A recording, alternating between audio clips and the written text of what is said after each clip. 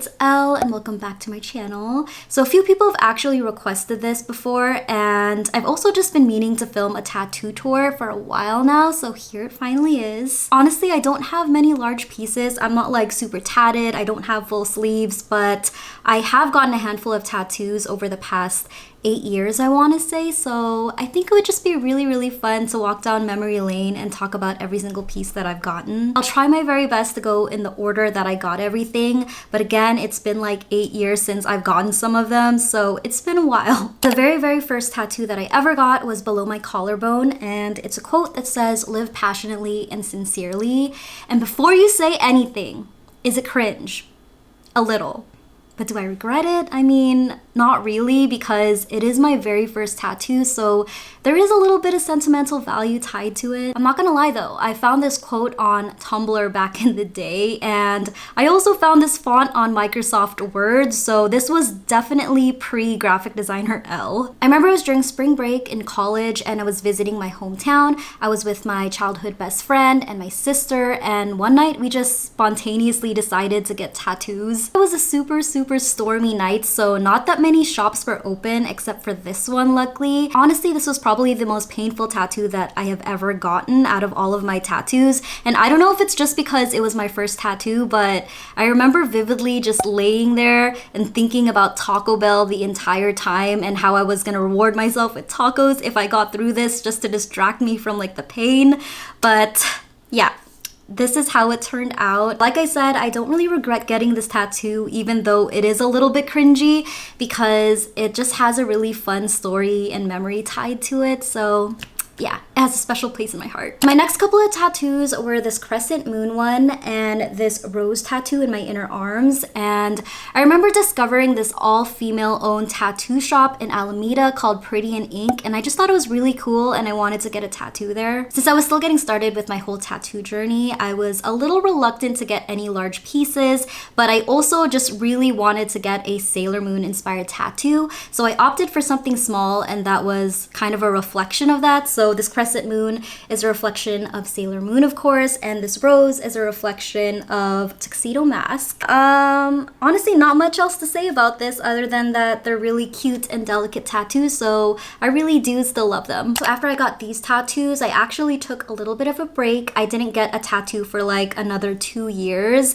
So everything else that I have on my arms, I've gotten over the past 3 to 4 years. Like a lot of people who have just gotten out of a very long relationship, I unfortunately decided that I should get a tattoo. I got this myself tattoo back in 2018, and don't get me wrong, I absolutely love the meaning behind it and the reminder that it gives me to put myself first and to always love myself, but I wish that I spoke up during the tattoo session, because I agreed for the tattoo artist to freehand the writing, and it wasn't exactly what I pictured in my head, so honestly it was my fault, and I should have seen the work that she's done in the past with other writings, so yeah, I kind of regret that. Next up, I got this pinky swear skull tattoo on my inner arm, and I got it with my childhood best friend. It's a matching tattoo, and I got it done in Pleasanton. I don't remember the shop. I'll try my best to list all the shops that I worked with down below in the description, so check that out. I've known her since I was 4 years old, so we've been friends for decades, and we're still very good friends today, so I just think that it's really nice that we have a tattoo that symbolizes our lifelong friendship. I know it's really hard to see, but this was actually the first time that I ever tried color on my skin, so there's a little bit of dark red in the nails. Probably like a month or so after we got this tattoo, we also got this leaf one, and honestly, I always forget that it's there because of the placement, but there's really not much to say about this one because it was Friday the 13th, and basically we were just given a flash sheet and we just chose a random tattoo, and we were literally out of the tattoo shop in like 15 minutes. This was during the time where we didn't really have that much money to save up for tattoos, and going on Friday the 13th was kind of like the cheapest option. I probably wouldn't do it again today because I would much rather prefer planning out my tattoos and working with artists that I actually really love. But yeah, this was another random tattoo. So next up, I got this heart outline tattoo on my wrist, and it's another matching tattoo with my sister. And I remember I was attending a wedding and my sister had texted me that day asking if I wanted to get a tattoo with her, and of course I said yes. So we entered the tattoo shop super dolled up.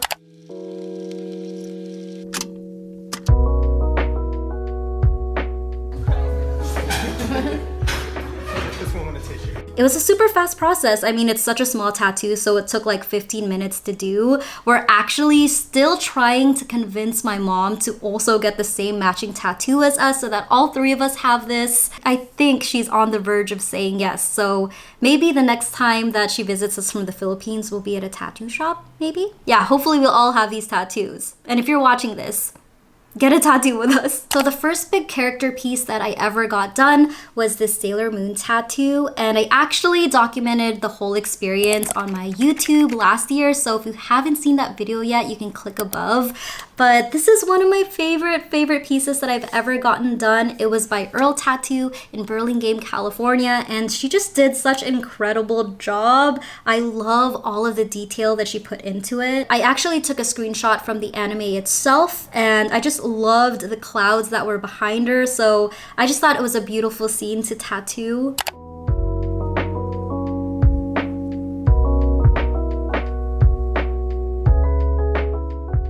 I can't believe it's been a year since I got this tattoo because it still looks really good, especially with all the fine lines and details. It still looks perfect. I love it so much. Then a few months later, we decided to go back to erltattoo and get a couple more pieces, and I decided to get this Caromi tattoo on my outer side of my arm. Caromi is just my favorite character. She makes me feel so badass. We also decided to add a little bit of color in this piece as well, so there's a little bit of baby pink throughout.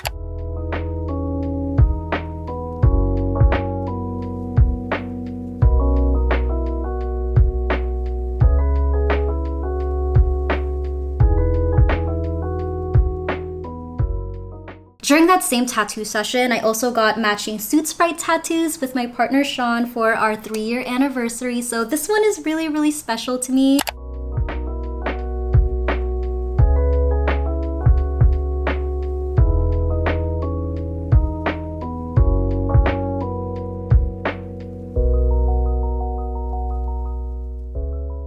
Soot Sprite is from Spirited Away, which is one of our favorite Ghibli films to watch, and I got a Soot Sprite holding a little pink star above its head, and his is another pose where he's chasing after a yellow star. So it's a little bit different, but it also matches and aligns when we hold hands.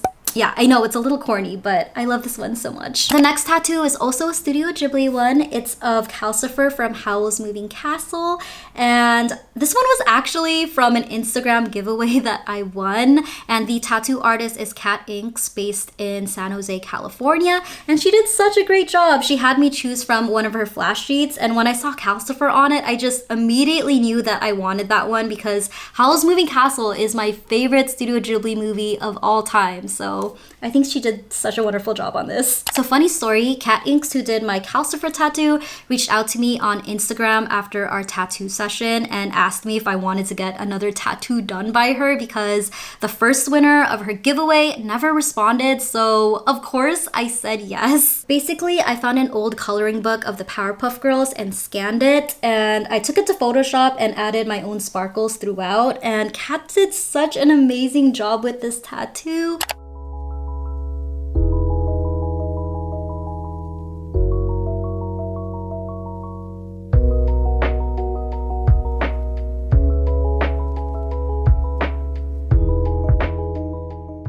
It's a lot thicker than the other pieces that I've gotten over the years, but I love it so much. It just makes me so happy. And last but not least, my most recent tattoo, which is this cherry skull design, which I got done by jermie.jerms in San Jose as well.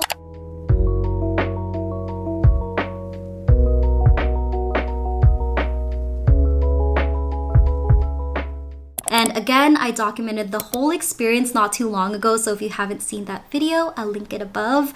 But I am so happy with how this one turned out as well. I've always wanted to get a cherry tattoo, and I think he did such an incredible job. It really reminds me of my cherry bomb gang design, and I feel like it just represents hisheselle, so I really wanted to get this done. But yeah, that's pretty much all of the tattoos that I have. I know that it wasn't that many, but I absolutely love every single piece that I have, especially the memories that I have tied to each one of them.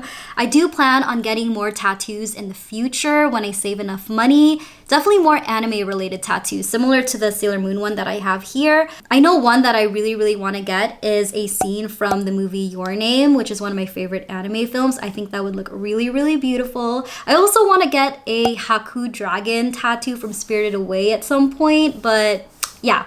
It's still a work in progress. I hope you enjoyed this little tattoo tour. If you haven't already, please don't forget to subscribe to this channel so you get a notif every time I post a new video. Give this video a thumbs up if you liked it, and comment below and say hi, and I will see you in my next one. Bye everyone!